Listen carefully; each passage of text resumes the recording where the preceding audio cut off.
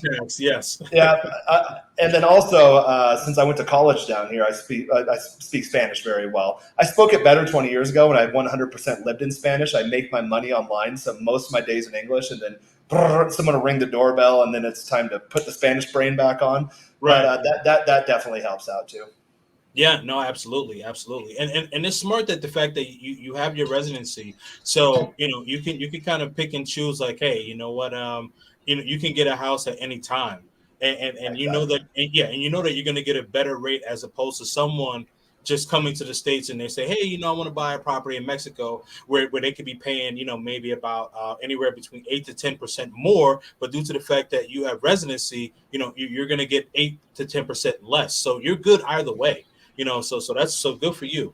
I did have a question for you, really Yeah. quick, just to kind of circle back. So you kind of mentioned one of your red pill moment where you had married a Colombiana, and it was a green card move for her. I'm just curious, like, because a lot of guys like know like that instant moment where they have like the red pill moment, and I try to think about mine, and like for me, like I think I've had a couple where like it gradually was like just kind of building up. I think one moment in particular what really kind of set me over the top, and I'll say this. So there was this girl who I was really really attracted to in high school, and she and I never got together because I was always like dating someone. She was always dating someone. So outside, so after high school, she was still looking pretty good, and so she and I were supposed to hang out, and I had saw her like at this bar like the day before, and so she says, yeah, we're gonna hang out the next day. So I called her the next afternoon. So I'm like, hey, we're still hanging out tonight. So she was like, oh, like I never said that, but she had me on. I could tell she had me on speakerphone, and her friends were in the background, and her friends, and so like her friends was like, like laughing or whatever, like, oh, like, Yes. yeah, Yep. Oh, I yeah, get that all yeah, the yeah, time. yeah, yeah.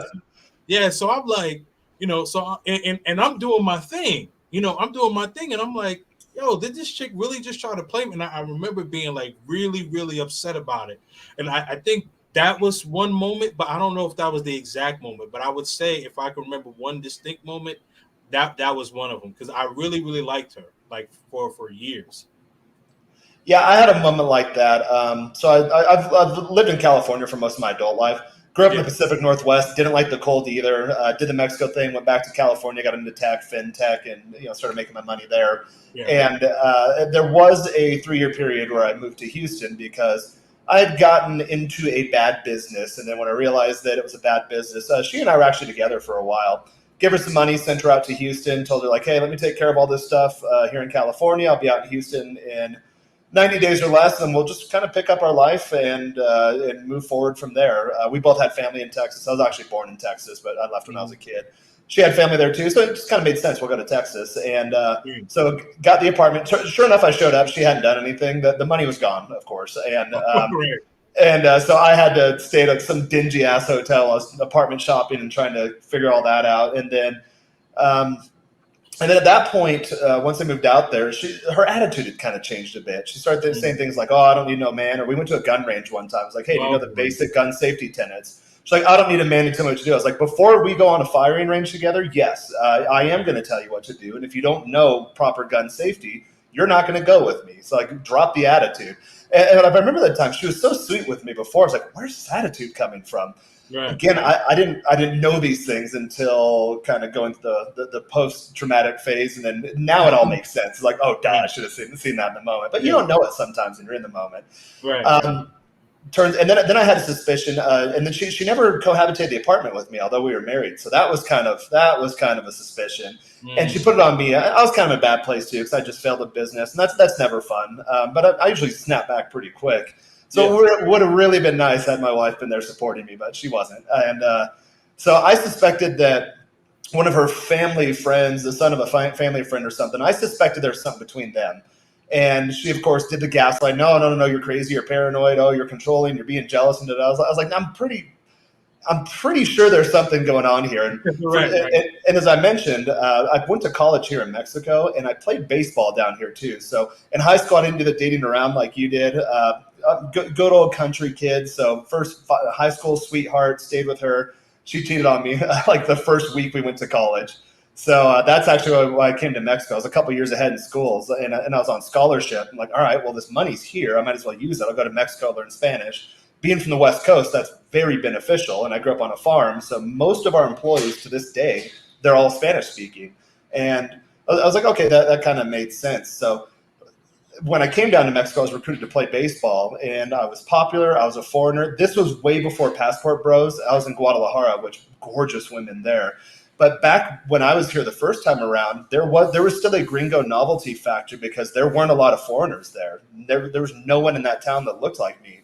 And I was at a good school, and I spoke Spanish, and I had a big house off campus with a ton of really cool parties, and I played baseball. So I was well known, I was popular, and pretty much I could have my pick of the litter in terms of dating. So that's why it surprised me. Fast forward to the marriage moments, we're like, how the hell is this going on? It didn't match my identity because I quote unquote knew better. Turns out the guy suspected the whole time. They were doing something. The money I given her to go to Houston, she booked a trip to Miami and invited an ex-boyfriend from Colombia up, which I found out later via social media through her girlfriends and some mutual friends we had when we were still in California. Some girlfriends like, hey, by the way, here's what your wife's been up to. I was like, oh, she must have blocked me on the story because I didn't see any of that. And so pretty much, and I think you said it correctly, I was played. And that's where that just kind of shatters your entire internal world. So I had to put myself back together a bit. Again, I snapped back real fast. But there was a night where her cousin, who Texas born and bred, but Colombian blood. So he looked like her, but culturally, mentally, he was just like me and you. So just a real good old boy, like good old boys, I think is what they call them in the South. Just a good old boy. So he invited me out to beers one night. He's like, hey, Jaron, he's like, I probably shouldn't be telling you this. It's going to get me in trouble with my family, but it's like, you know what? I want to go out. He was younger than me. He's like, I'm about ready to go to college, and I want to kind of do what you did and leave my hometown and really seize the world. I just got to tell you this, like, your suspicions are correct. She's been cheating on you for the entire time and gave me a bunch of evidence, social media posts and emails back and forth and videos that they did at family events and stuff. So at that, because you always have the suspicion in the back of your head, like, am I going crazy? Am I being this guy? I don't want to be the jealous, overbearing, controlling type or whatever. But the minute I had the evidence, called an attorney. It's tough because you had to do a family attorney and an immigration attorney. So there's a handful of them in Harris County. A buddy of mine, thank God, my gym bro, his dad was in a very high political position in Texas, and he was a judge for 30, 40 years, something crazy like that, before he retired. So I asked him, like, hey, what lawyer should I get? And he always says, you get what you pay for, so pony up and get a lawyer who wins, and then get someone who's aggressive. It's like, yeah, you can play the legal system and draw it out, or you can put some pressure on her and then eventually have her fold. So the story actually didn't end up too bad. I had initially petitioned for her change of status since she was in the U.S. on an overstayed tourist visa. So we got married, petitioned to change of status since I'm now the immediate family member. And really what it was, I told her, was like, hey, you need to agree to these divorce terms, sign the papers. I am going to turn them in. Your status will go away. So it was something like she signed the papers and then she went back to Colombia before I turned them in. So technically she was never illegal in the U.S. And then she was beautiful. And guys, you'll learn this if you ever date a girl abroad and she tries to get a U.S. visa. At least it used to be this way. The hot ones get them pretty quickly. Yeah, there's a whole list of requirements, whatever. But all these girls, you know, Colombian girls, they just bat that little eyes, that jet black hair down to the ass. They just flip that around, and some dude working at the U.S. Embassy in Colombia they don't make a lot of money. He's going to give her another tourist visa. So it worked out well for both of us. Really, the only waste for me was the waste of time. I didn't really want to live in Houston. I liked Southern California.